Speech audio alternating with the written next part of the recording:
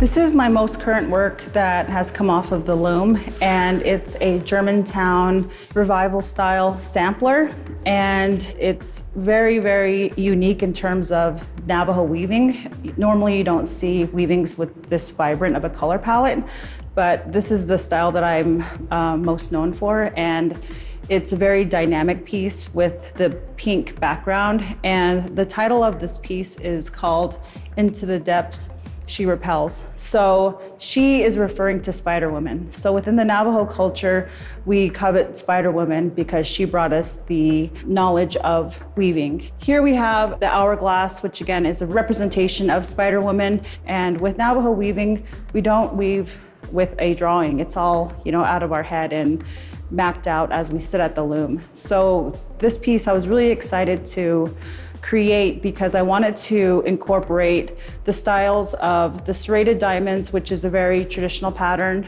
of the wide ruins and also the crystal, but also incorporating, this very complex geometric pattern with the squares that are not stagnant, but they're bringing in a lot of movement with the line work.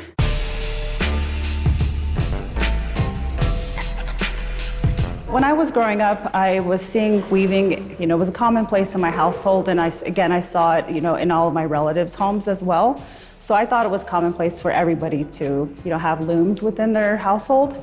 But as I went through schooling and I moved off of the reservation, I saw that it wasn't a thing that everybody did. So it was something that was very special and something that I thought was very meaningful, and I wanted to continue to do it. Throughout the years, I've elaborated on my traditional patterning and have been able to incorporate contemporary themes and contemporary styles mixed into the Germantown revival style.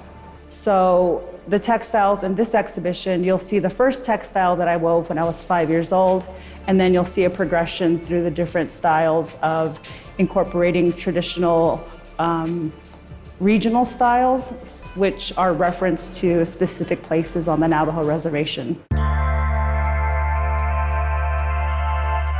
This textile is called the Three Rivers. On the lower section, there's one panel. The midsection is a second motif, and then the third is its own individual design work. So when I was weaving this, I wanted to make it a testament to the time and space of where I was at when I was at the loom. The bottom part I actually wove pre-pandemic.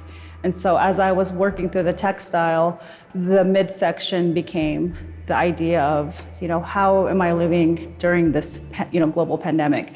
And then the third part is the representation of coming out and, a kind of a new life. And that's where you have the spider hourglass motif. So again, you have this idea of creation, and I really wanted to have an idea of a storytelling and timeline effect. So that's why I wanted to use the idea of like a long scroll.